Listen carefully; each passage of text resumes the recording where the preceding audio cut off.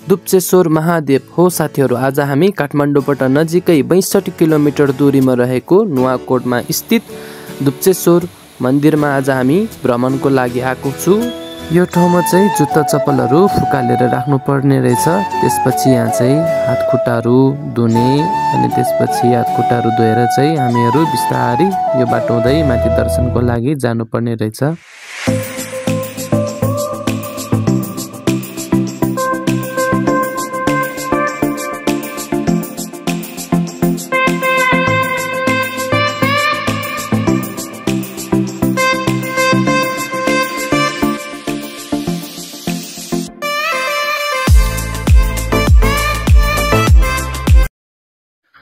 अघि हामीले त्यहाँ जुत्ता चप्पलहरू फुकालेर हातखुट्टाहरू धोएर यो बाटो हुँदै आउनुपर्ने रहेछ।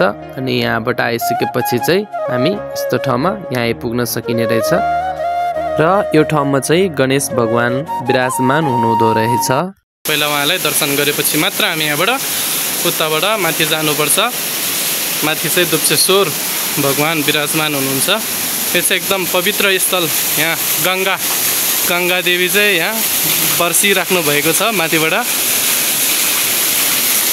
अनि यहाँ पाठ पूजा सबै गरेर सकाएर अब चाहिँ हामी यहाँबाट माथितिर लाग्छौँ। मन्दिर जाने बाटो यहाँबाट गयो भने ढाडकम्बर दुखेको चाहिँ निको हुन्छ अरे। अब हामी पनि यहाँबाटै जाऊँ। त्यसो भए हर हर महादेव अडिहाल्छ नि। तर मलाई यस्तो ठाउँमा अलिकति डर लाग्छ भनेको मलाई। यो ठाउँमा चाहिँ यसरी निहुरेर चाहिँ जानुपर्ने रहेछ साथीहरू। ओहो, धेरै पनि निहुरिनु पर्ने रहेछ है। टुक्रुकै बस्नुपर्ने रहेछ। अनि यहाँ त चिप्लेर उत्तानु पर्ने बाटो रहेछ है। बल्ल बल्ल निस्क्यो। अनि निस्किने क्रममा चाहिँ यहाँ चाहिँ यस्तो ढुङ्गाको कति राम्रो यस्तो घरहरू बनाउनु भएको रहेछ धेरैजनाले यहाँतिर। यहाँ घर बनाइरहेको छ। घर बनाउने ठाउँमा चाहिँ फट्याङ्ग्रा पनि रहेछ। बनाउ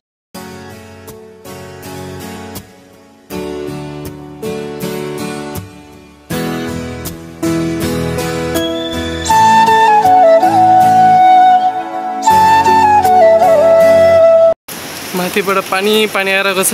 आउँदा आउँदा बाटोमै लुत्रुकै भिज्यो। अब यहाँबाट माथि जानुपर्ने रहेछ।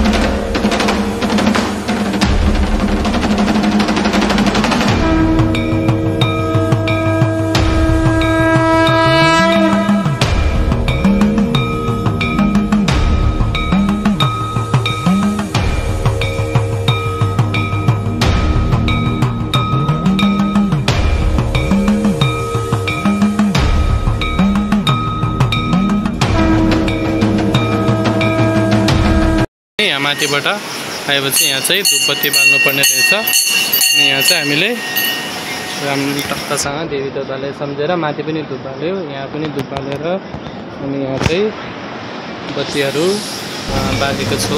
चाहिँ महादेवको लागि सम्झेर, दुप्चेश्वर महादेवको लागि सम्झेर घर परिवारमा राम्रो होस्, सुख शान्ति होस् भनेर यसरी चाहिँ हामीले यहाँ बत्ती बालेर राखेको छु।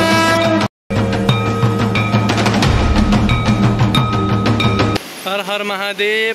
अब हामी गएको बस्नु होला भन्दै यसरी हामी अब गयो टुई लगाएर। ढुङ्गाको ओडर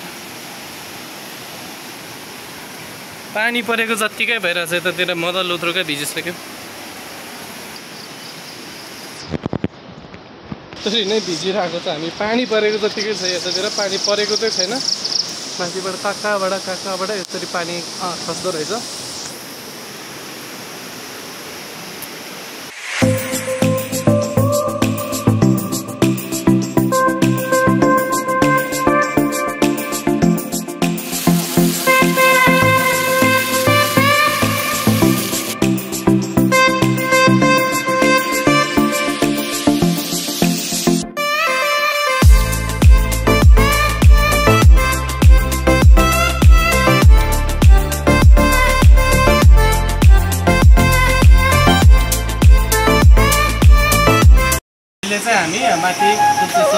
महादेवको मन्दिरमा आएर दर्शन गरेर सकेर पनि अब घरतिर जान लागेको।